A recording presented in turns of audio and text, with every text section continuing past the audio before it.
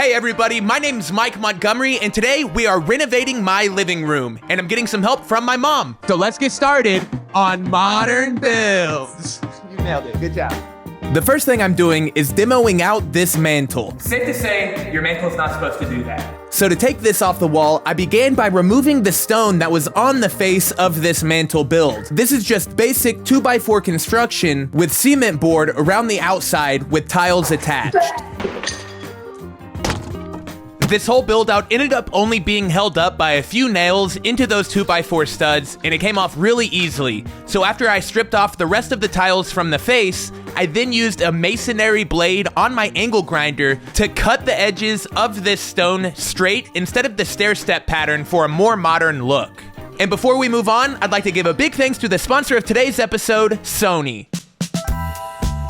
So why should you want a Sony Bravia XR X95K 4K HDR mini LED TV with Google TV? Well, I can think of a few reasons. It utilizes mini LED technology, which is technically 1/100th the size of a standard LED in a TV. That means you get more contrast and sharpness in your image. Plus, mini LED TVs are super bright and are the perfect situation for a bright space, which you know my living room is. The Sony X95K has anti-reflective coating on the screen, which is great, and has a really wide viewing angle, and Sony did not compromise in the quality of sound with this TV. Not only does it have 2 front-facing speakers, it's got 2 tweeters and 2 subwoofers, which is great because I'm all about that bass. And the last thing I really want to focus on with this TV is it has Google TV and Google Assistant, and you can also use it as a smart hub for all of your other smart devices in your house. For instance, you could say something like, "Hey Google, turn on the living room lights," and they will. Seriously,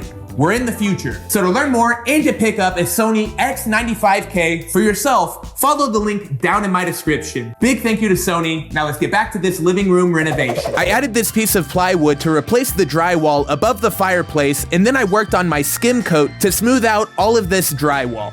After I applied joint tape to all of my seams, I applied my first coat of this joint compound that I added just a little bit of water to make it easier to work with. I used my 48-inch skim coating blade to smooth it out with the rest of the wall, using it as my reference plane for flat, and then I smoothed in between coats. Overall, I did 3. Once that was done, I painted and primed around the fireplace, and this step was complete.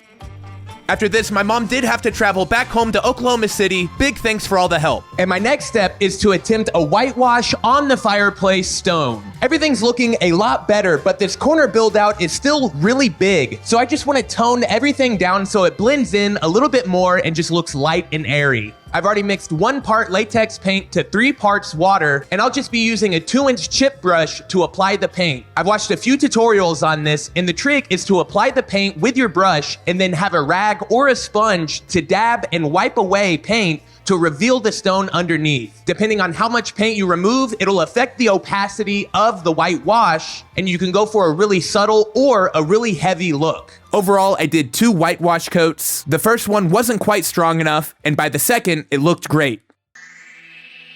The mantel that I'm using is just a piece of 2x8 construction lumber. This is a really clean piece of construction pine, and I made sure to cut off as many knots as possible as I could while I was cutting it to length.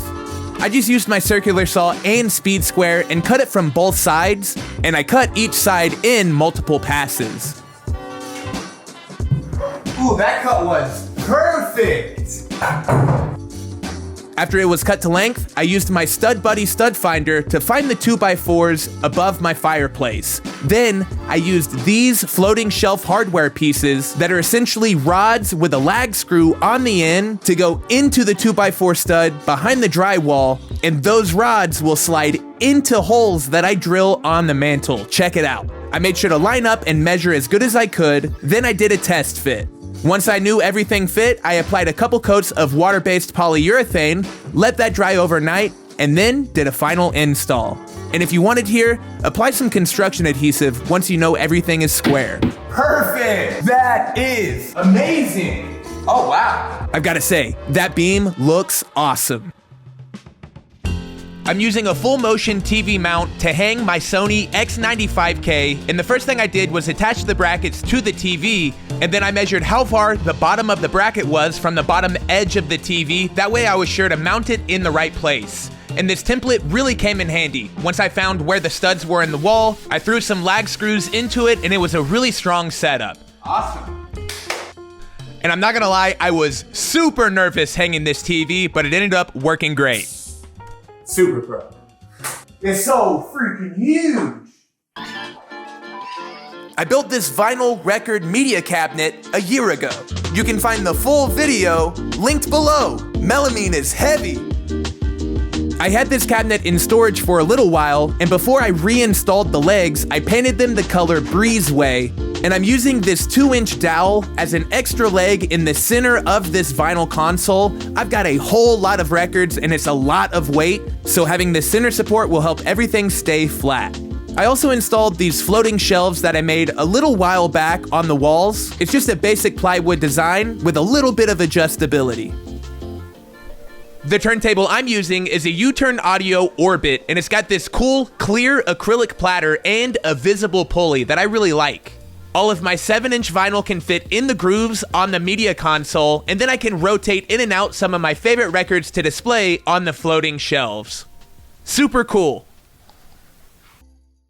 I also got a brand new ceiling fan for this living room with wooden blades. I used that same spray paint method to paint the housing Breezeway, and then installed and wired everything up. And then it was ready for a test. And this ceiling fan is great because it's got multiple speeds, a remote, and 3 different color temperatures to choose from. Link down below.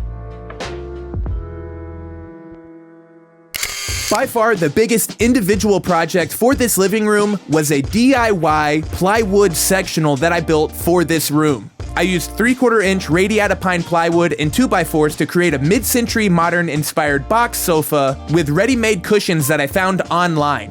Now this project, like I said, was huge, so I made a full video all on it, which you can find linked down below. I've also got free plans if you want to build this project for yourself. Overall, it was a ton of fun and a simple design, but came together for a really impressive look. After I built the platforms for the sofa, I created the brackets that combine the back, the sides, and strengthen everything together.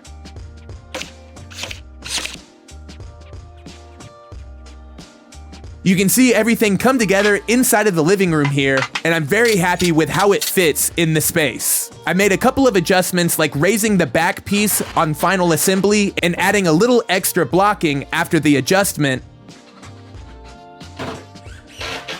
I also used yoga foam underneath my cushions. Most sofas have webbing, and this dense foam underneath the soft cushions is gonna make it to where your hip or butt bone doesn't feel the plywood so much underneath. In fact, I was really surprised at how well it worked, and it prevented everything from sliding around. And like I said, the link for this sofa will be down below. I just didn't want this video to be too long, being all about the sofa itself. So what can I say? This sofa is super comfy, and I think 2 sets of pillows is the way to go. And I've got to give another big shout out to my mom for hooking it up all the way from Oklahoma. She sewed me custom curtains for my entire house out of the same duck canvas that I used in my bedroom.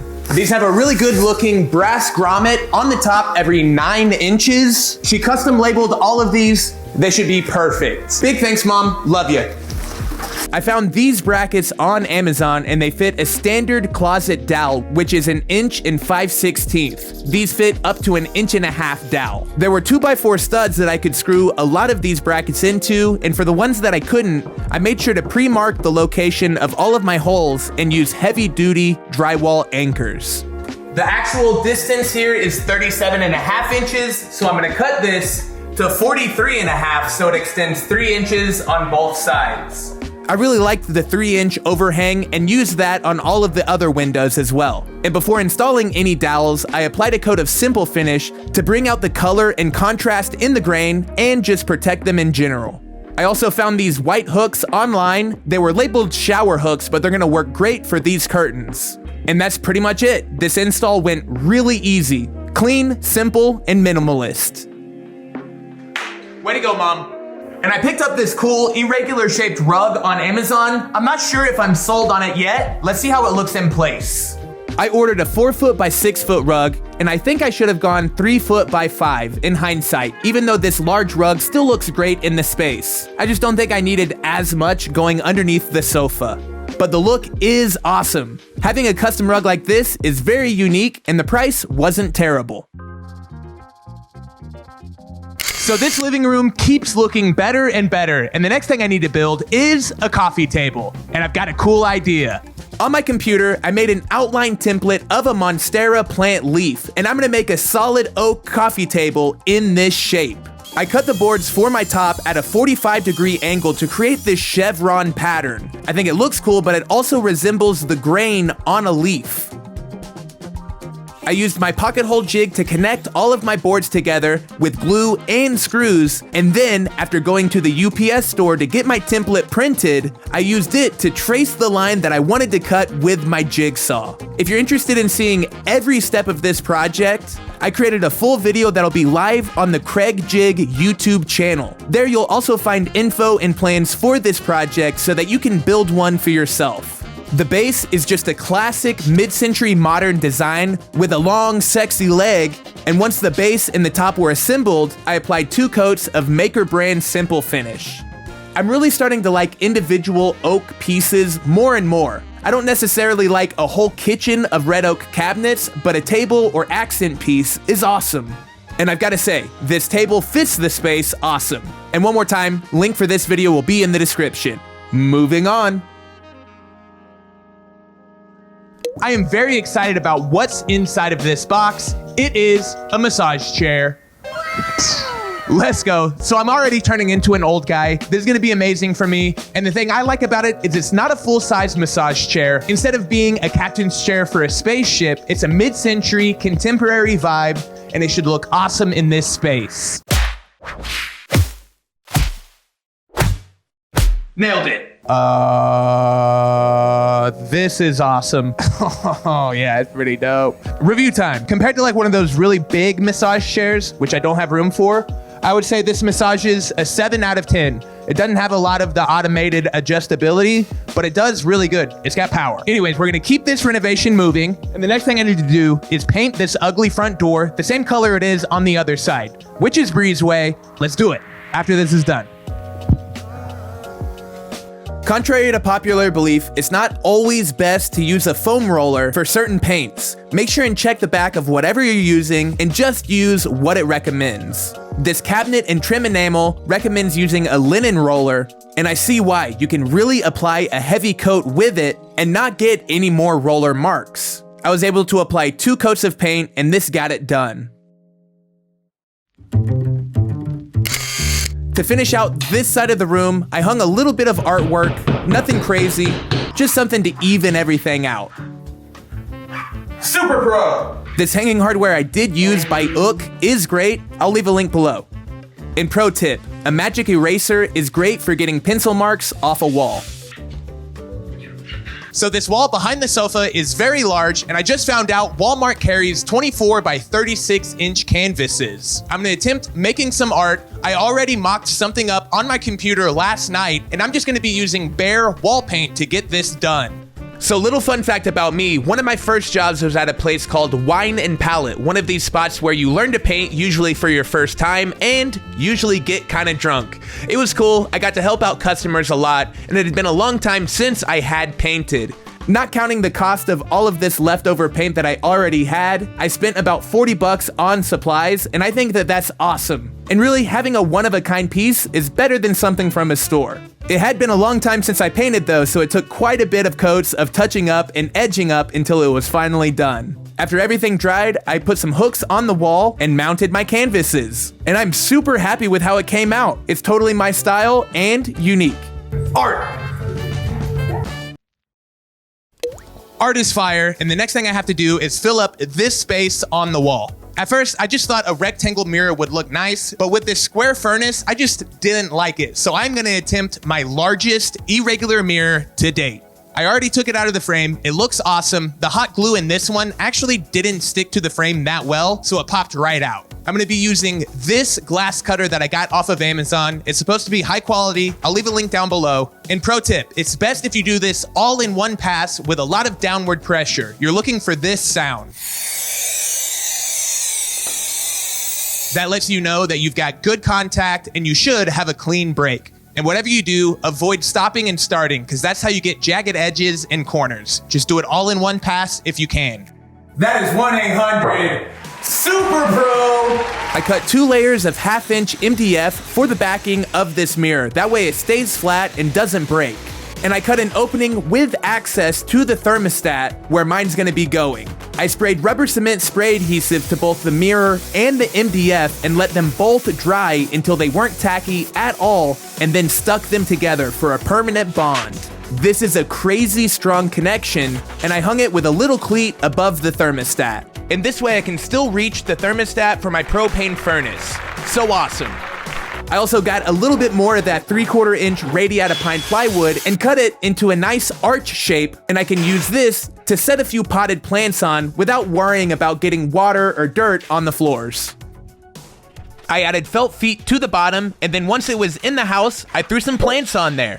I added a ficus, a snake plant, and then this little grass guy. I've got a bunch of cool knickknacks for around the space, like these coasters for the coffee table, the new edition of the Octopian, which I'll leave a link down below to, that's curated by some friends of mine, some fun stuff from my mantle, and this really neat firewood rack that's circular. Really cool looking throw pillows that match the art behind the sofa surprisingly well, and you can't forget LEDs. Of course, I had to add an LED strip behind my TV and under my sofa. I think you guys would have roasted me in the comments if I didn't put them somewhere. And with that, this completely DIY living room renovation is complete. But first, let's check out the befores of this living room day one when I bought this place. It had ugly carpet, popcorn ceilings, and this gigantic, ugly fireplace in the corner. And now, let's check out these afters.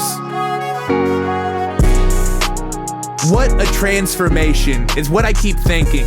This living room feels way larger now that the space is bright, fresh, and has a ton of natural light, but it also just feels clean and homey.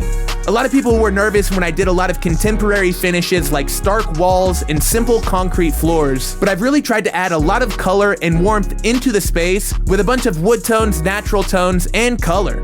The space is really fun for me and is really comfortable. I've got my music, TV, a comfortable sofa, and a massage chair. What else could a guy ask for? So seriously, thanks a ton for watching. This project was a big one, but it came out great. One more big thanks to Sony. Links are down below, and we will see you next time on Modern Builds. Bye, everybody.